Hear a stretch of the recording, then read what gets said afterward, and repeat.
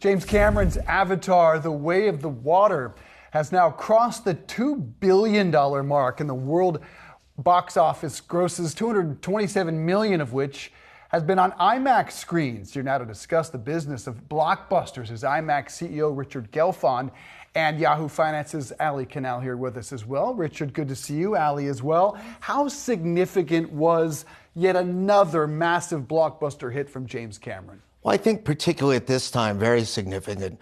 Because if you remember, coming out of the pandemic and China being closed, there were a lot of odds against movies coming back to pre-pandemic levels. And the studios made that worse with PVOD and streaming. Like, if there was ever a plague where everybody tried to kill us, they did. And I think reports of our death were premature. And obviously a film that's done this kind of business. And in IMAX, we did 12% of the world's box office on 0.5% of the screens. So I think it's kind of like a statement. It's like the Eagles this weekend or the Bengals. It's like play into your audience here, Rich. Come at me, come on. Go Birds. I just got to throw that out there. But you mentioned China and Avatar doing well in China, those tickets outpacing there. But China, it's a difficult market, right? It's hard to do business there. You guys have a lot of visibility.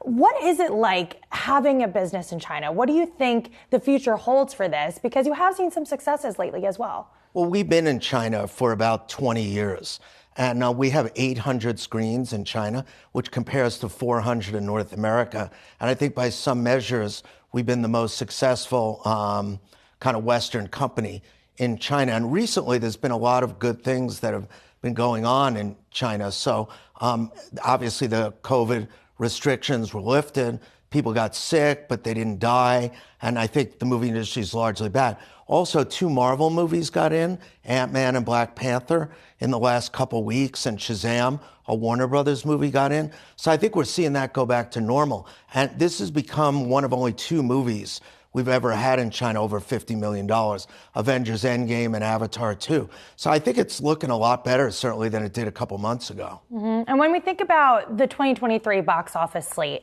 do we have a film that will perform as well as Top Gun Maverick did in 2022? And if we don't, what does that say about the box office total for this year? And will we be able to reach those pre-pandemic levels again? So I think you never know, right? Even when Top Gun came out, you didn't know where it was going to go. But there are a number of really anticipated films this year. There's Ant-Man, which comes out soon, and it's now part of the MCU. They've repivoted a little bit. And then you have Mission Impossible, now that Tom not only has transcended his former audience, has picked up a whole new audience. There's Fast 10, there's Oppenheimer. Guardians of the Galaxy was voted the most anticipated film this year. There's Aquaman. So especially for IMAX, we're in the blockbuster business, and the question is, how many blockbusters are there? So even if there's not one that does $1.5 billion, I think there's so many that we feel very good about the year. It seems like if there's a part of movies that's gone for us, it's probably romantic comedies. In its place, is horror what can replace it, bringing people back to theaters? Certainly those big action blockbusters can.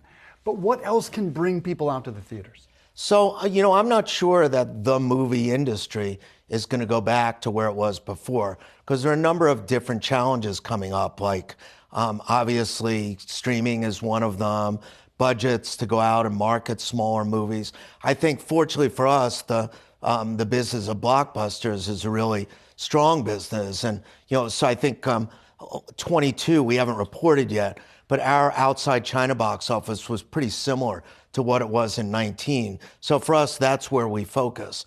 But, I think there are challenges in the traditional movie business, and I think there'll probably be less screens, particularly in North America, and I think they're going to have to find different audiences.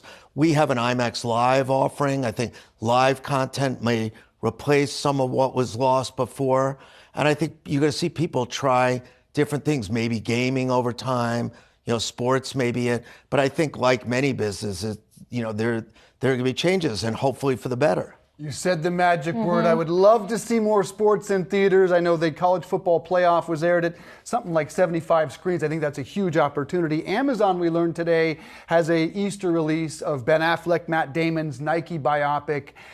In terms of their impact on the business, 12 to 15 theatrical releases a year, around $1 billion in spend.